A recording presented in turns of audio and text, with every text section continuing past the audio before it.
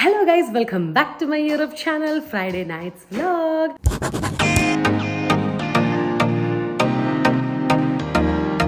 നമ്മൾ ഇന്ന് പരീക്ഷിച്ച് നോക്കാൻ പോകുന്നത് ഞണ്ട് വെച്ചിട്ടുള്ള രണ്ട് റെസിപ്പീസാണ്. അതിലെ ആദ്യത്തെ റെസിപ്പി നമ്മുടെ നാടൻ ഞണ്ട് കറിയാണ്.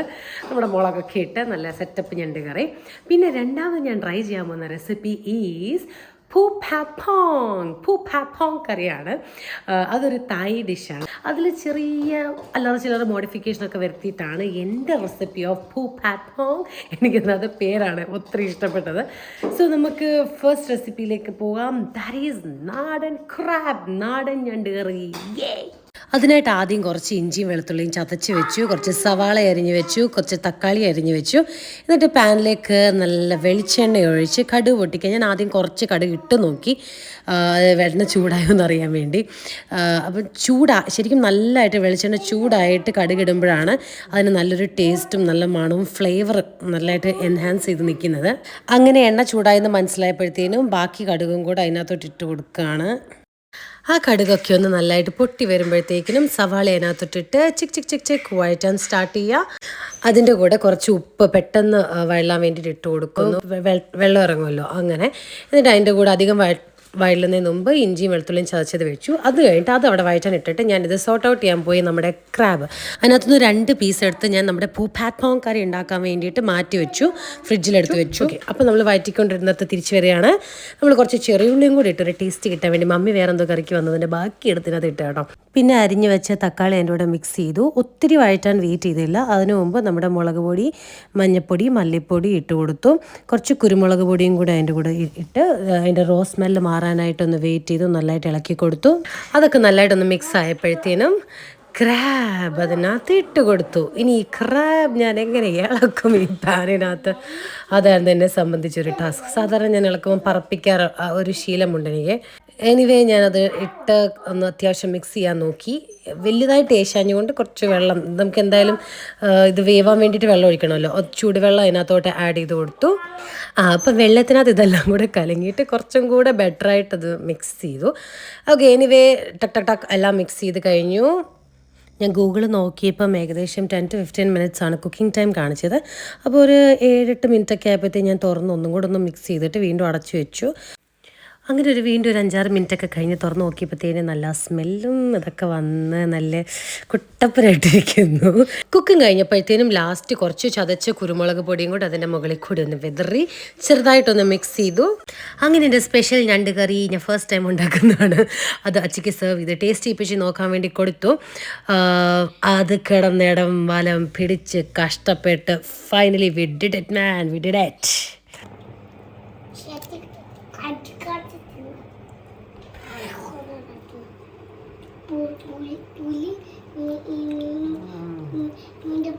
ആക്ടിങ് ആണോ? ഇതിൻ്റെ അർത്ഥം ശരിക്കും നല്ലതായിരുന്നു കേട്ടോ, ഈ എക്സ്പ്രഷൻ്റെ അർത്ഥം. ഓക്കെ, നമ്മൾ അങ്ങനെ അടുത്ത റെസിപ്പിയിലോട്ട് പോകുന്നതിന് മുമ്പ് മമ്മി കുറച്ച്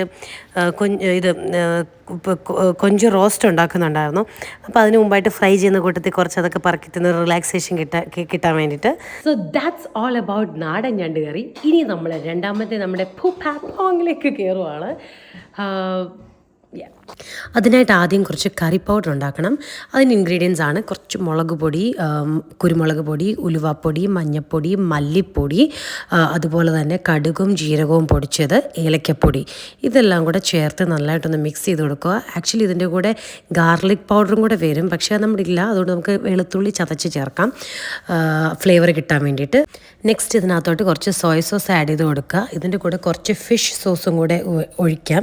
പക്ഷേ വീണ്ടും ഫിഷ് സോസ് നമുക്കില്ല, അതുകൊണ്ട് അത് വിട്ടു. കാരണം കൊഞ്ചിന്ന് അതിൻ്റേതായിട്ടുള്ള ഫ്ലേവർ ഇറങ്ങിക്കോളും എന്ന് വിചാരിച്ചു. അതിൻ്റെ കൂടെ കുറച്ച് തേങ്ങാപ്പാൽ ഒഴിച്ച് കൊടുക്കുക. ഇതെല്ലാം കൂടെ നന്നായിട്ട് മിക്സ് ചെയ്തിട്ട് വേറൊരു പാത്രത്തിൽ 2 മുട്ട പൊട്ടിച്ചൊഴിച്ച് നല്ലോണം അടിച്ചെടുക്കുക.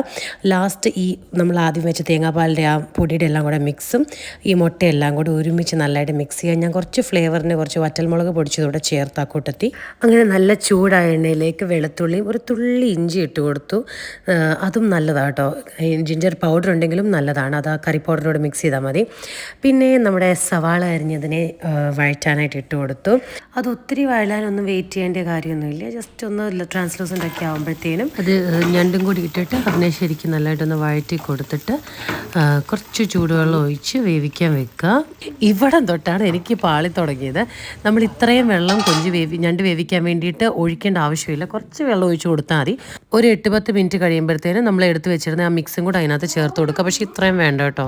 അറ്റ്ലീസ്റ്റ് ആദ്യം നമ്മൾ ഒഴിച്ച വെള്ളം കുറേ പറ്റിച്ചിട്ട് വേണം ഇത് ഒഴിച്ച് കൊടുക്കാൻ. കുറച്ച് ഓവറായിപ്പോയി വെള്ളം ഒഴിച്ചതും. രണ്ടാമത് സോസിനകത്ത് മിക്സ് ഉണ്ടല്ലോ, നമ്മൾ ആദ്യം ഉണ്ടാക്കി വെച്ച മുട്ടയും പാലിൻ്റെ അതും കൂടെ കിട്ടുള്ള മിക്സ്, അതും കുറച്ച് ഓവറായി ഒഴിച്ച് പോയത്.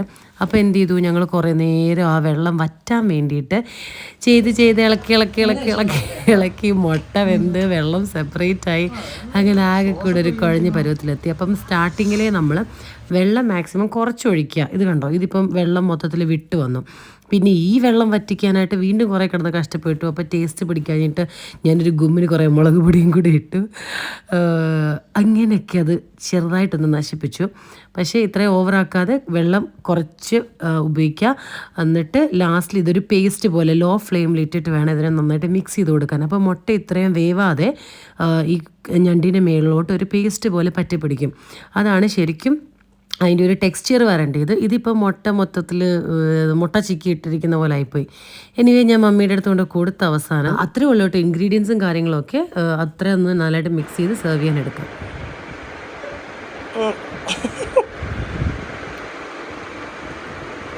സൂപ്പർ, പണിച്ചോ തോന്നില്ല. ഞാൻ പറയാൻ മറന്നുപോയായിരുന്നു, നമ്മൾ ലാസ്റ്റ് കുറച്ച് മധുരം കൂടെ ചേർത്തിട്ടുണ്ടായിരുന്നു.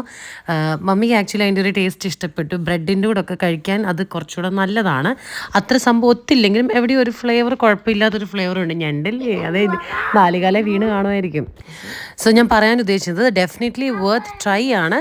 പക്ഷെ കുറച്ച് എടുത്തിട്ട് വേണം ട്രൈ ചെയ്ത് നോക്കാൻ. ഒരു സ്വീറ്റ്നെസ് ഒക്കെ ഉണ്ട് കേട്ടോ. അങ്ങനത്തെ ഒരു ടൈപ്പ് സംഭവമാണ്.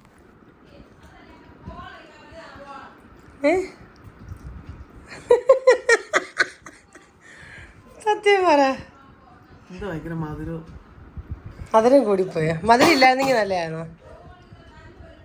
ഉപ്പില്ലേ?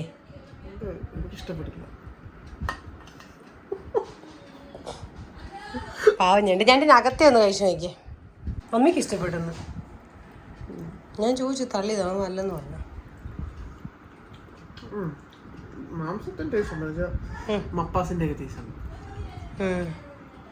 പിന്നെന്താ പറ്റി, മുട്ട കൊള്ളത്തില്ലേ?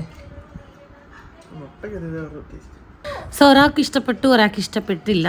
അവരവരുടെ വേർഷൻ അവരൊരു തീരുമാനിക്കാം. എന്താ പറയുന്നത്, ഞാൻ ആദ്യം വെള്ളം ഒഴിച്ചത് കുറച്ച് ഏറെ കൂടിപ്പോയി. അത്രയും വെള്ളം ഒഴിക്കരുതായിരുന്നു, കുറച്ച് ഒഴിക്കാൻ പാടുള്ളൂ. കാരണം നമ്മൾ തേങ്ങാപ്പാൽ സെപ്പറേറ്റ് ചേർക്കുന്നുണ്ടല്ലോ. അപ്പം വെള്ളം ഞാൻ ആദ്യം വിചാരിച്ച് വേവാൻ കുറേ വെള്ളം വേണം, അങ്ങനെ ഇച്ചിരി കൂടുതൽ ഒഴിച്ചു പോയി. അത് കാരണം വെള്ളം വറ്റിക്കാൻ വേണ്ടി ഇട്ടിട്ട് നമ്മുടെ മുട്ട നന്നായിട്ട് വെന്ത് പോയി. അത്രയും അങ്ങോട്ട് ഡ്രൈ ആവണ്ടായിരുന്നത്. അതൊക്കെ കൂടെ ഒന്ന് ശ്രദ്ധിക്കുവാണെങ്കിൽ it's a very good dish. അപ്പോൾ ഫിഷിൻ്റെ സോസും കൂടെ ഒക്കെ ചേർക്കുവാണെങ്കിൽ അത്രയും കൂടെ ഫ്ലേവർ എൻഹാൻസ് ചെയ്യുമെന്നാണ് എനിക്ക് തോന്നുന്നത്. അതൊക്കെ നമ്മുടെ കയ്യിലുള്ളത് വെച്ച് മാത്രം ഉണ്ടാക്കിയിട്ടും ടേസ്റ്റ് ഉണ്ടായിരുന്നു.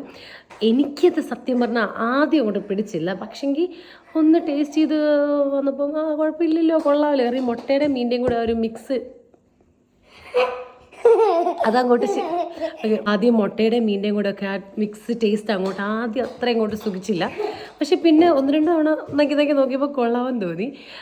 ബ്രെഡിൻ്റെ കൂടെ എനിക്ക് ഫീൽ ചെയ്തത് അത് തന്നെ എന്ത് കൂട്ടി കഴിക്കുന്നതെന്ന് എനിക്കറിയത്തില്ല. പക്ഷേ നമുക്കൊരു ബ്രെഡിൻ്റെ കൂടെ ഒക്കെ ഒരു കോംബോ പോകാനായിട്ട് എനിക്ക് തോന്നുന്നു നല്ലൊരു സാധനമാണെന്ന് എനിക്ക് തോന്നി. സോ ഡെഫിനറ്റ്ലി വർത്ത് ട്രൈയിങ് ആണ്. പക്ഷേ ആദ്യമായിട്ട് ഉണ്ടാക്കുന്നവർ ഒരു കഷ്ണമൊക്കെ എടുത്ത് ഉണ്ടാക്കാവൂ. അതിൽ കൂടുതൽ ഉണ്ടാക്കിയ ഫ്ലോപ്പായാൽ ചിലപ്പോൾ കഴിച്ചെന്ന് വരത്തില്ല. പക്ഷേ എനിക്ക് തോന്നുന്നത് അതിൻ്റെ ഒരു ഔട്ട്കം വെച്ചിട്ട് അതിൻ്റെ ഒരു ഒറിജിനൽ ഔട്ട്കം എന്ന് പറയുന്നത് നല്ലൊരു സാധനമായിരിക്കും. സോ ഡെഫിനറ്റ്ലി വർത്ത് ട്രൈയിങ് ആണ്. എല്ലാവരും ട്രൈ ചെയ്ത് നോക്കൂ. സോ പ്ലീസ് ഒന്ന് സബ്സ്ക്രൈബ് ചെയ്യൂ please. And thank you for watching.